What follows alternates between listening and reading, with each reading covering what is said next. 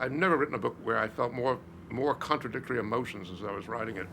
On the one hand, I was ready to applaud what they were doing. On the other hand, I was repelled by the bureaucracy of it, the plasticity of it, by which I don't mean the softness of it, but how everything was plastic.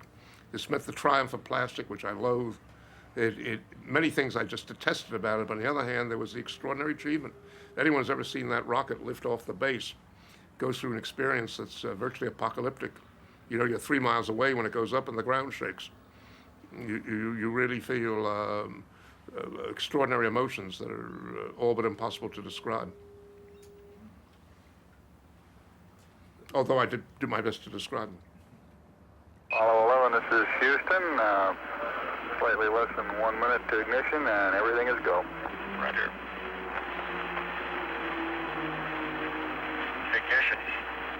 We confirm ignition, and the thrust is go. The American ethos was reconstructed through the moonshot because this American ethos had taken some terrible blows. There have been the 3 assassinations. There have been all the uproar and disorder of the 60s. There have been the March on the Pentagon. There have been the sense that the strong people who were running the country felt that the country was getting away from them. And so with all that, there was a feeling that this was important. And there was a technological dedication to setting up that rocket that restored to a great many capitalists and engineers and technologists the feeling that America was the best country in the world. So in a certain sense, it was a successful war as opposed to Vietnam, because Apollo 11 had reinvigorated the American spirit, and, which is built on achievement. And we'd had a mighty achievement. And we had also beaten the Russians to the moon. Cut a little bit. So-called kangaroo hop does work, but it seems... I lost some of my ego at that point. I began to see men who had a totally different notion of heroism and purpose than I did, and they were very successful at it. And I began to realize the complexity of America, and began to realize how very small I was in relation to America. I didn't want to face this likelihood, but I began to realize that the people I was among were not going to change America, and I was not going to change America, that the changes were going to come out of economic factors and psychological factors and religious factors much larger than anything I'd contended with. And so I think at that point, I'd say about 1970, is when I began to lose the idea that a writer could change the world. And so at that point, if you cannot change the world, then what do you want to do? Then you want to understand the world. You're no longer a polemicist. You're no longer trying to change the world next year or right now. You begin to think the only purpose you can serve is to write with such depth of intention and spirit that perhaps you will change the world if your work lasts in 50 years or 100 years. You'll make a little change in consciousness. And that one's work is smaller, but it might be more long-lasting than immediate and dramatic changes. And so the act of writing a book became somewhat less dramatic for me. And I began to feel it was much more important to get something right in the book I was doing than to have arguments with myself, debates with myself about how this is going to affect the history of my time. I withdrew, if you will, just a serious degree from the history of my time. Up through Of a Fire on the Moon, one can make certain predictions about what a book of mine would be like as I was writing it. If someone had heard Mailer's doing the moonshot, they would have had some idea of what that book would be. After that, I think the books were surprises to people. The biography of Marilyn Monroe was a surprise. The Prisoner of Sex, perhaps less of a surprise, but certainly not a predictable book. And then some years down the road, I did The Executioner Song, which surprised everyone because the style was so simple.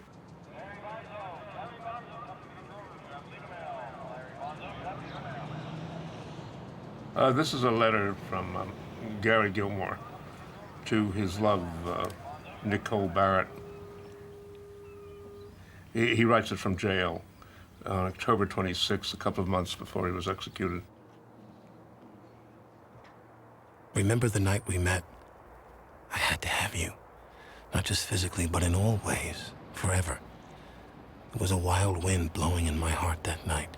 It will remain forever the most beautiful night of my life. I love you more than God. I'm glad you understand the way I mean that, Angel. It still feels a little awkward to say, but I mean no offense to anything by a statement like that. I just love you more than anything. Last Friday, you told me you would like of us each to think of the other at a certain hour of the day, that we might become closer. But I never know what time it is here. I can't see a clock, and I just have a general idea of the time. I know they feed at about 6 or 7 or so in the morn, and about 11 or 12 for lunch, and around 4 for dinner, but I don't even know if that's always the same. Fuck. In short, I just don't know what time it is. I found that Gilmore's letters to Nicole were so beautiful and so intense and so beautifully written by a man who was not really a writer, because a lot of his letters showed what he was normally, but when he started writing her about his love for her, there was something exceptional there. And I made one of the wisest aesthetic decisions I ever made in my life as a writer, which is I came to a conclusion that nothing in my book before the first letter should be as well written as those letters, because I knew that was the way to dramatize how extraordinary finally Gilmore was. A monster who had killed 2 people, yet not totally a monster, because he was capable of this kind of love in his letter. My darling, we come to something that we can't avoid discussing. The rest of your life. I don't want any man to have you. I don't want any man to have you in any way, but especially I don't want any man to steal any part of your heart. If I was to look from the other side and see another man with you, I can't say right now what I would do. I believe that I would seek a way to have my soul, my very being, extinguished forever from existence. If a thing like that is not possible, I would consider hurtling my soul into the center of the planet Uranus, that most evil of places, that I might become forever such that I could not change. Gilmore at the time was famous in America because he had murdered 2 people. And the jury had found him guilty, and he was sentenced to death. But in those days, nobody was ever executed. There was no capital punishment in America. It had lapsed, so to speak. And so as a result, you had people on death row who so very often stay there for 30 or 40 years even. And Gilmore said, I don't want to live out my life on death row. You said you were going to execute me, execute me. It seems that the people, especially the people of Utah, they want the death penalty, but they don't want executions. And when it became a reality that they might have to carry one out, well, I started backing off on it. Well, I took them literal and serious when they sentenced me to death, just as if they'd have sentenced me to 10 years or 30 days in the county jail or something. I thought you were supposed to take them serious. I didn't know it was a joke. When I was looking for a title for the book, I was tempted to call it American Virtue. And it wouldn't have been ironic because in America, what's very important for people is to be virtuous. Doesn't matter what you do. Here were certain lawyers trying to help Gilmore execute himself, get executed. Here were other lawyers trying to keep the man from doing it. Both sides felt virtuous. Both sides felt they were doing the right thing. Gilmore felt he was virtuous. People, in effect, would come up to him one way or another. Well, the argument was, by doing this, you're opening the door to a lot of capital punishment. And that proved to be true. There were a great many blacks in Texas and Mississippi who were later executed because of Gilmore's act. Gilmore didn't give a damn about that. His idea of virtue was you take care of your soul, let others take care of their soul. Everyone had a different notion of virtue, of what virtue was, but they all were pursuing it, which is why I wanted to call the book that.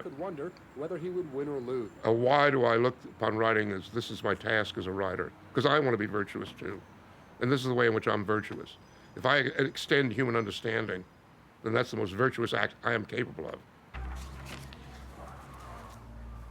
If you're a writer, what you're trying to do is you're always trying to work in that no man's land, that undefined area where more can be discovered about human nature.